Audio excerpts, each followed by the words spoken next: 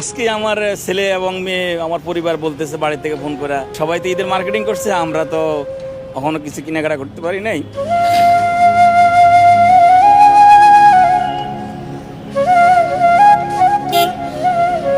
Income না থাকলে মনে করেন পরিবার আর নিজের জন্য কি করবো। বর্তমান যে ঈদের ইনকাম তাতে ওই ডাল চাল এটা সেটা আনতে আনতে এই অবস্থা টাইট। ঈদে নিজের জন্য বা পরিবারের জন্য কি কিছু কেনাকাটা করা হলো? না, আমি এখনো ঈদে পরিবারের জন্য কিছু কেনাকাটা করি না। আজকে আমার ছেলে এবং মেয়ে আমার পরিবার বলতেছে বাড়ি থেকে ফোন করে আমাদের জন্য সবাই তো ঈদের মার্কেটিং করছে, আমরা তো এখনো কিছু কেনাকাটা করতে পারি নাই।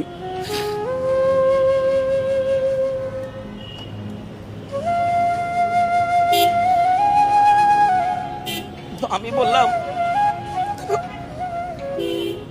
আল্লাহর ইচ্ছা, আল্লাহর কাছে দোয়া করো, যদি কিছু থাকে তো বাবা, তাকে এইবারকার ঈদটা মিস করতে হবে। বাজার আমার কোনো এই পর্যন্ত কোনো কেনাকাটা করা হয় না। এই কথা কইলে কলিজা ফাইটা যাইতেছে, ছেলে সন্তানগুলো ছোট ছোট আছে। বর্তমান যে ঈদের ইনকাম তাতে ওই ডাল চাল এটা সেটা আনতে আনতে এই অবস্থা টাইট, মানে কোনো কিছুই কিনতে পারি নাই। ওদিকে মেয়ে একটা আছে, বিবাহ শাদী দিয়েছি, 2000 টাকা দিবার নিয়ত করেছি, হ্যাঁ পারতাছি না, নিজেরও নাই ছেলে সন্তানেরও নাই। পরিবার নিজের জন্য কোনো কিছু নেই। এখন ইনকাম না থাকলে মনে করেন পরিবার আর নিজের জন্য কি করবো। আমাদের তো ইনকামের উপরেই সব কিছু নির্ভর করে। ইনকামে যদি না হয় তাহলে মনে করেন পরিকল্পনা দিয়ে কি করবো। জি, এই বিসমিল্লাহির রহমানির রহিম, আলহামদুলিল্লাহ। আমি আমার ওয়াইফের জন্য, আমার মায়ের জন্য, আমার বাচ্চার জন্য আমি এখান থেকে গাড়ি চালা অল্প মানে সামর্থ্য অনুযায়ী যতটুক পারিছি ততটুক নিচ্ছি।